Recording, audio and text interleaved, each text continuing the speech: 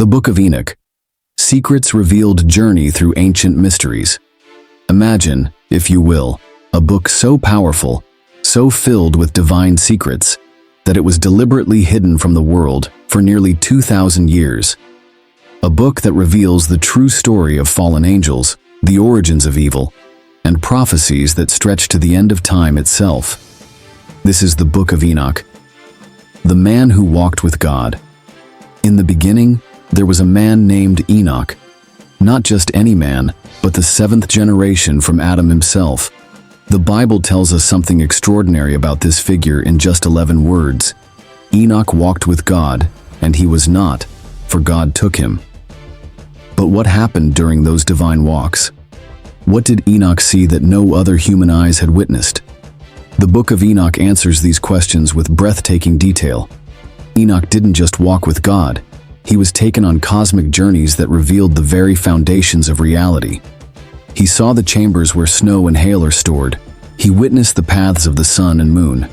He stood before the throne of the Almighty and received visions that would shake the foundations of heaven and earth.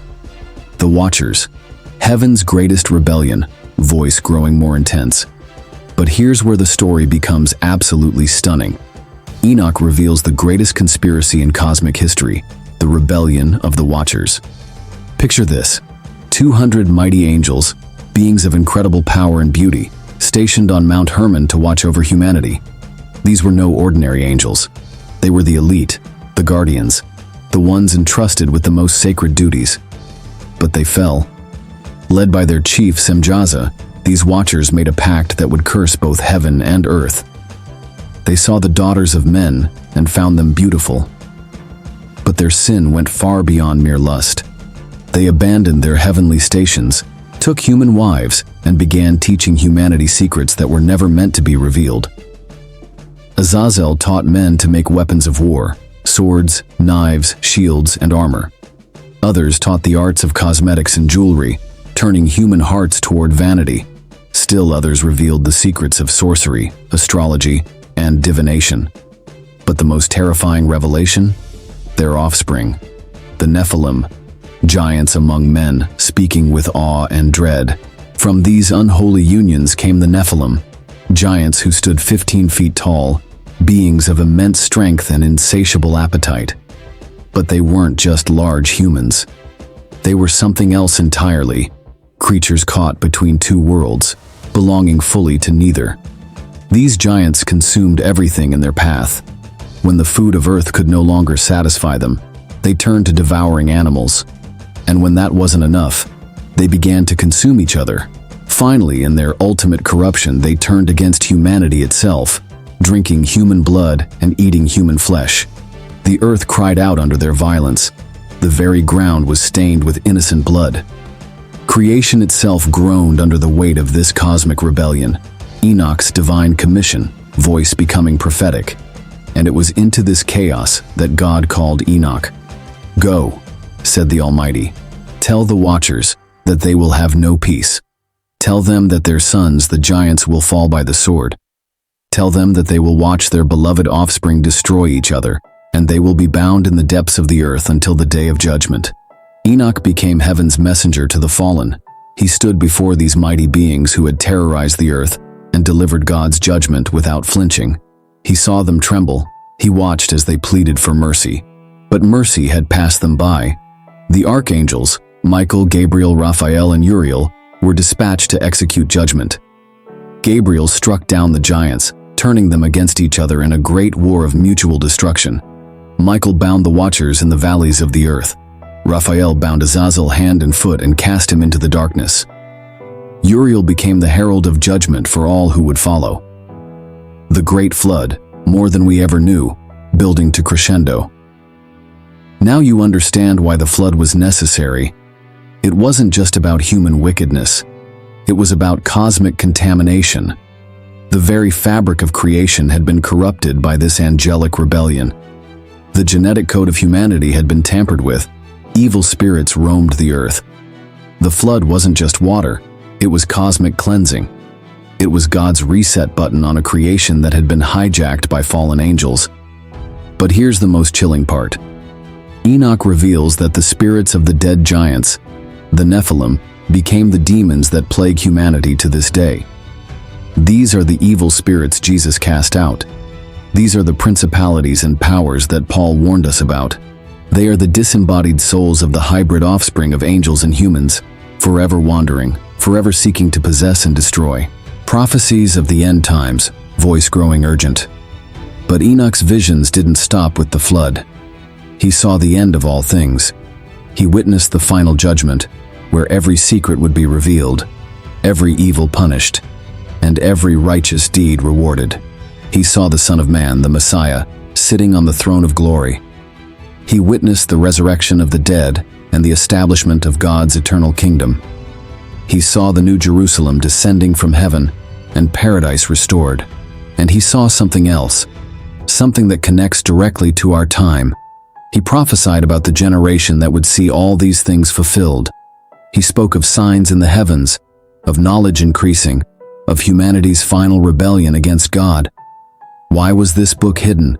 Speaking with conviction. So why was this incredible book removed from the Bible? Why was it hidden for nearly 2,000 years? Some say it was too dangerous. Others claim it was too detailed about angelic rebellion. But perhaps the real reason is that it reveals too much about the true nature of evil, the reality of spiritual warfare, and the cosmic scope of God's plan. The early church knew this book. Jude quoted from it. The apostles referenced it. Jesus himself alluded to its teachings. But as Christianity became institutionalized, as it sought acceptance in the Roman world, books like Enoch, with their stark supernatural realities, were quietly set aside. The Ethiopian mystery, voice filled with wonder. But God had a plan. While the Book of Enoch disappeared from Europe and the Middle East, it survived in one place, the highlands of Ethiopia. For over 1,500 years, the Ethiopian Orthodox Church preserved this ancient text in their sacred language, Ge'ez. It wasn't until 1773 that a Scottish explorer named James Bruce brought copies back to Europe. The Christian world was stunned. Here was a book that filled in the gaps of Genesis, explained the origin of evil, and provided context for everything from the flood to the ministry of Jesus. Modern discoveries confirm ancient truth, building excitement. And now, in our generation, we've made even more stunning discoveries. The Dead Sea Scrolls, found in 1947, contained multiple copies of Enoch in Hebrew and Aramaic. Carbon dating confirmed these manuscripts were copied before the time of Christ. Suddenly, scholars had to admit that Enoch wasn't a medieval fabrication. It was an authentic ancient text, known and revered by Jews in Jesus' time. The very community that preserved the Bible for us, the Essenes, considered Enoch to be scripture. The final revelation, voice reaching climactic intensity. Brothers and sisters, we are living in the days Enoch prophesied about. We are the generation witnessing the return of the Nephilim through genetic manipulation. We are seeing the increase of knowledge that he predicted.